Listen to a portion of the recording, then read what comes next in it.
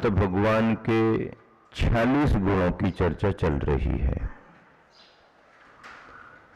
46 गुणों में जन्म के 10 अतिशय बतलाए गए, केवल ज्ञान के 10 अतिशय बतलाए गए,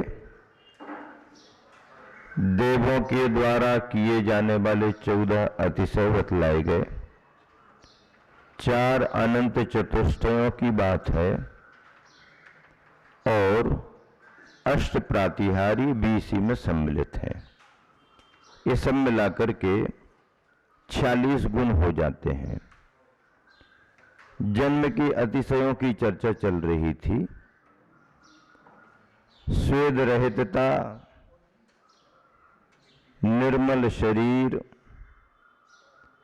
अनुपम रूप, सुगंधित शरीर, वज्र वृषभ नारा संगनन। वज्र वृषभ नारा संगनन अगला है। ये वज्र वृषभ नारा संगनन वो होता है जो शरीर के अंदर रहने वाली हड्डियों में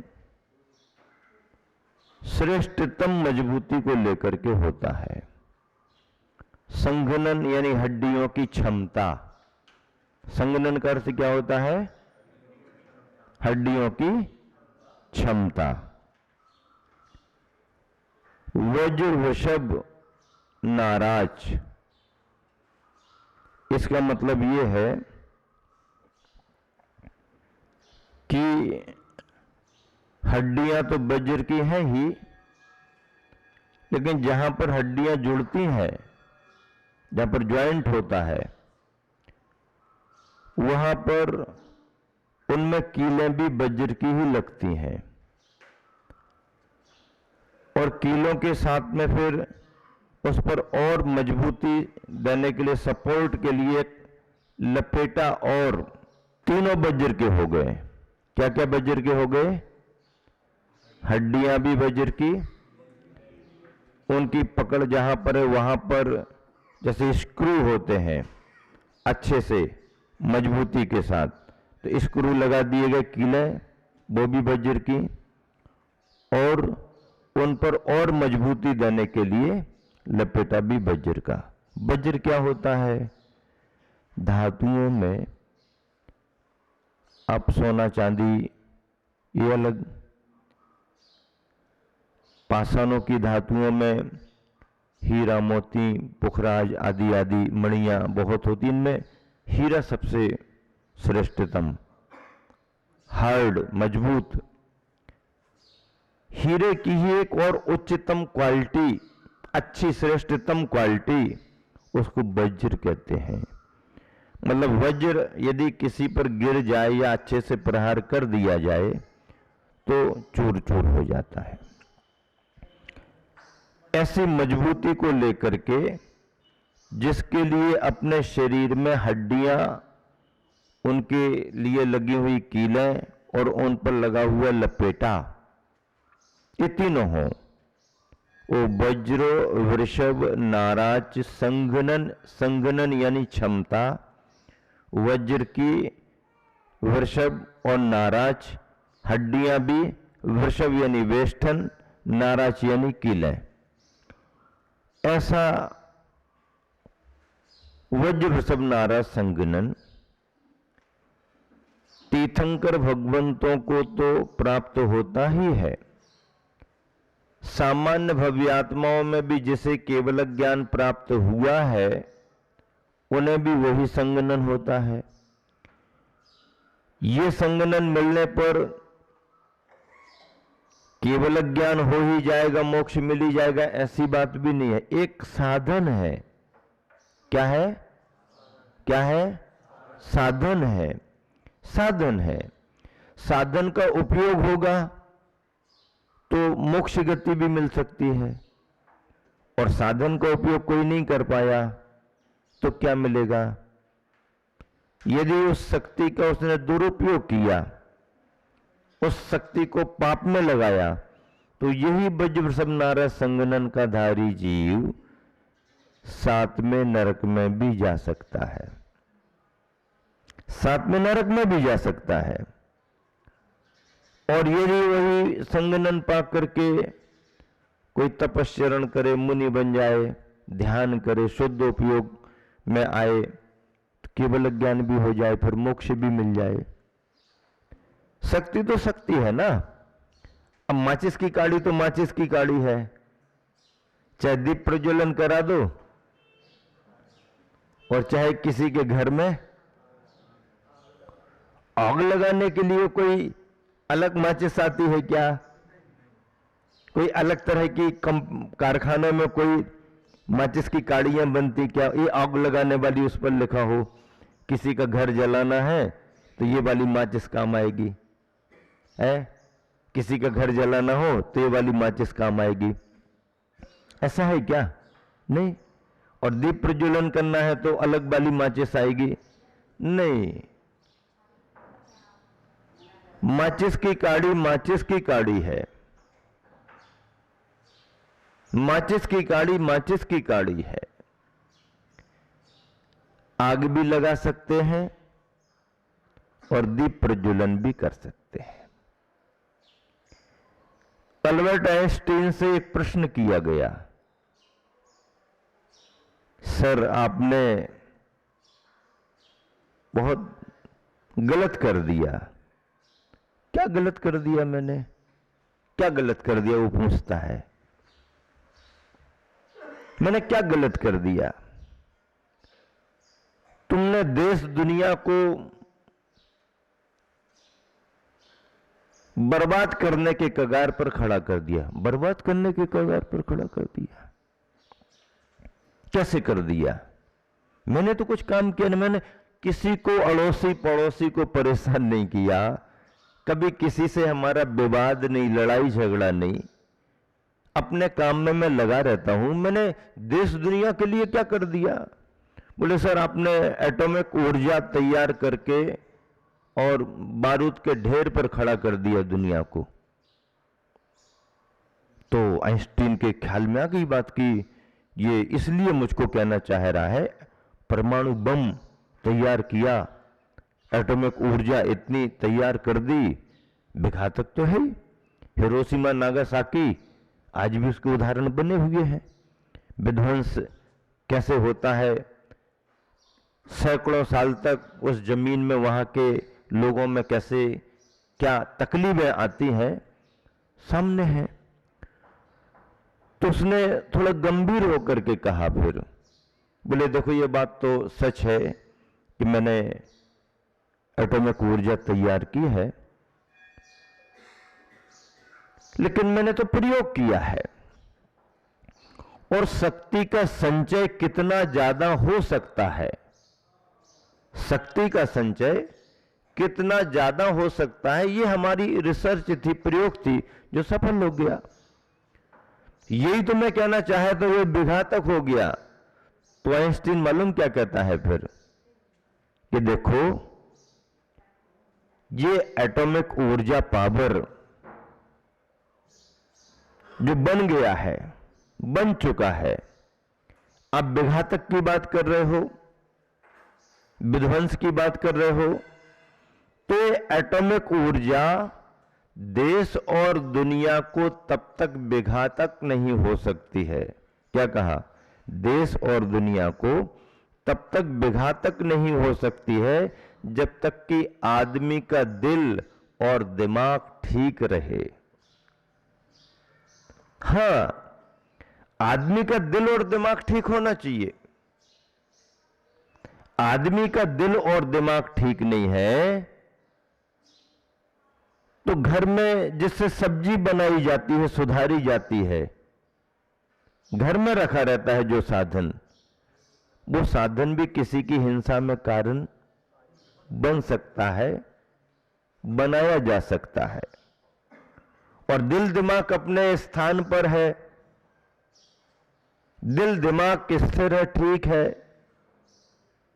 तो परमाणु बम भी हमारा कोई बिगाड़ नहीं कर सकता, क्योंकि नियंत्रण, असली नियंत्रण दिल और दिमाग से ही होता है।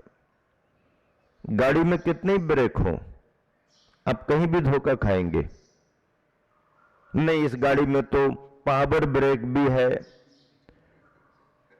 पावर ब्रेक है ये पता होना, फिर कब लगाना ये भी पता होना, कैसे लगाना ये भी पता होना, कितने ब्रेक हो, लेकिन जब तक तुम्हारे अंदर मन का ब्रेक नहीं है तो गाड़ी के कोई ब्रेक तुम्हारे लिए काम नहीं करेंगे, कोई ब्रेक काम नहीं करेंगे।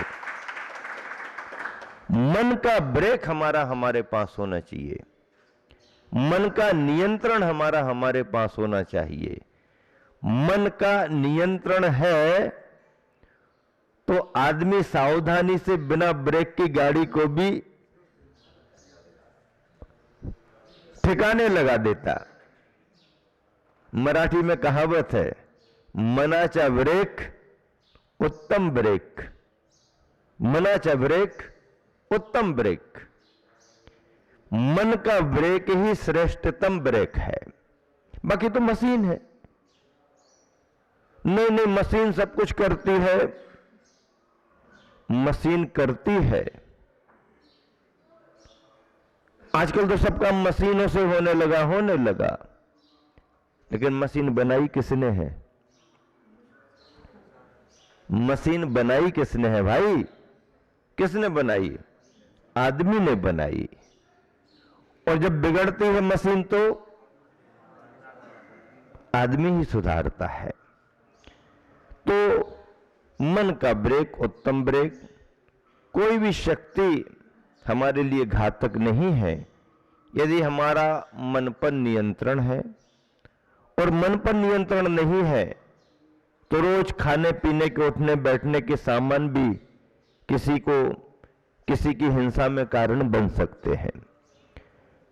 ऐसे सामर्थ्य के बारे में चर्चा चल रही। वज्र वृषभ नारा संगनन, यदि भव्यात्मा ने उसका भरपूर उपयोग किया तो केवल ज्ञान पाके मोक्ष भी जा सकता है। और यदि मान लीजिए ध्यान नहीं दिया, सदुपयोग नहीं किया, शक्ति को पहचाना नहीं, तो उसकी शक्ति उसे नरक में भी ले जाती है। ऐसा तीर्थंकर भगवंतों को जन्म के 10 अतिशयों में वज्र वृषभ नारा संघनन। अगला है समचतुरस्र संस्थान। समचतुरस्र संस्थान किसे कहते हैं? शरीर के आकार प्रकार को संस्थान कहते हैं। शरीर के आकार प्रकार को क्या कहते हैं? संस्थान कहते हैं। सभी की आकृति होती है, रचना होती है, ये संस्थान। संस्थान 6 प्रकार के होते हैं। जैसे संगणन 6 प्रकार के होते, वैसे संस्थान भी 6 प्रकार के होते। इन 6 प्रकार के संस्थानों में समचतुरस्र संस्थान शुभ माना गया है, श्रेष्ठ माना गया है। समचतुरस्र संस्थान का मतलब यह है कि शरीर की सांगोपांग रचना होना। कैसी रचना होना? सांगोपांग। शरीर की रचनाओं में आप विविधता देखते होंगे। आप इस प्रदेश उस प्रदेश में जाएं, इस नगर उस नगर में जाएं, भीड़ भरे बाजार में जाएं, तो विचित्र विचित्र आकार देखने को मिल जाते हैं। कोई बहुत बौने बौने मिल जाएंगे, कोई बहुत लंबे मिल जाएंगे, कोई बहुत मोटे मिल जाएंगे, कोई एकदम दुबले पतले मिल जाएंगे, कोई नीचे से दुबले पतले ऊपर से मोटे मोटे, कोई ऊपर से दुबले पतले नीचे को मोटे मोटे, किसी की पीठ में इतना सारा पृष्ठभाग मांसल पिंड। तो ये सब इनके नाम है शास्त्रों में। तो वो रचनाएं मनोज्ञ नहीं मानी गई, कुछ कमी मानी गई सुंदरता में। समचतुरस्र संस्थान में पैर, हाथ, सिर, नासिका, आंख, मुख, उदर भाग, पृष्ठभाग आदि आदि नाप तौल के हिसाब से समचतुरस्र संस्थान। मूर्तियां जो बनती हैं उनकी निर्दोषता के लिए देखना पड़ता है, नाप करना पड़ता है, वो समचतुरस्र संस्थान होता है।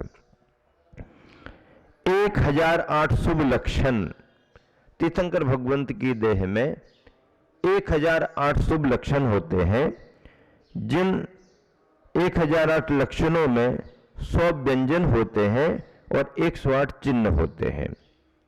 व्यंजन कितने हुए? हाँ 900 व्यंजन। व्यंजन कितने हुए? 900 व्यंजन। और चिन्ह कितने हुए? हाँ 108। जागरूकता का प्रतीक है। पुस्तक सबके सामने खुली है। 900 व्यंजन। व्यंजन का अर्थ क्या? खाने पीने के नहीं, होटल वाले देसी विदेशी व्यंजनों की बात नहीं कर रहे। हाँ, व्यंजन का मतलब है शरीर में आने वाले तिल, मस्सा आदि के जो चिन्ह होते हैं उनको व्यंजन कहते हैं। प्रत्येक के शरीर में है, हमारे तुम्हारे शरीर में भी है। कोई छोटा होता है, कोई दिखता है, कोई नहीं दिखता है, आदि आदि। तो ये व्यंजन कहलाते हैं। तिल है, मस्सा है, आदि आदि ये होते हैं। ये घटते बढ़ते भी रहते हैं, है ना? ये घटते बढ़ते भी रहते हैं। तो जो घटते बढ़ते रहते हैं तिल, मस्सा आदि की तरह, वो व्यंजन कहलाते हैं। ऐसे 900 तीर्थंकर की देह में होते हैं। ऐसा देखें ही वो जरूरी नहीं है। दूसरा 108 लक्षण, 108 चिन्ह। चिन्ह वो होते हैं जैसे ध्वजा है, कलश है, कुंभ है, झारी है, दर्पण है, आदि आदि शुभ चिन्ह होते हैं। तो ऐसे 108 चिन्ह होते हैं। तीर्थंकर भगवान की देह में पैर के अंगूठे में जो सौधर्म इंद्र को दिखाई देता, हम और आप आंखें लगा करके भी देखे तो अपन को देखे नहीं। सौधर्म इंद्र को तीर्थंकर भगवान के पैर के अंगूठे में जो दिखता है, उन तीर्थंकर भगवंत का वो इंद्र चिन्ह घोषित कर देता, जैसे 24 तीर्थंकर के चिन्ह। इन चिन्हों का संबंध तीर्थंकर भगवंतों की देह से कोई ऐसा भी नहीं है क्योंकि कहानी उनकी जुड़ी हो। पारसनाथ महावीर से जोड़ दो तो जोड़ दो कि पारसनाथ का संबंध नाग नागिन या महावीर का संबंध सिंह से। दो कथाएं जुड़ गई, संयोग से तो जुड़ गई। बाकी कोई कथा का संबंध पूर्वभवों से चिन्ह के रूप में नहीं रहता है, वो तो सहज शरीर की रचना को लेके। तो ऐसे चिन्ह दोनों मिलाकर के 900 और 108 1008 शुभ लक्षण तीर्थंकर भगवंत की देह में होते हैं।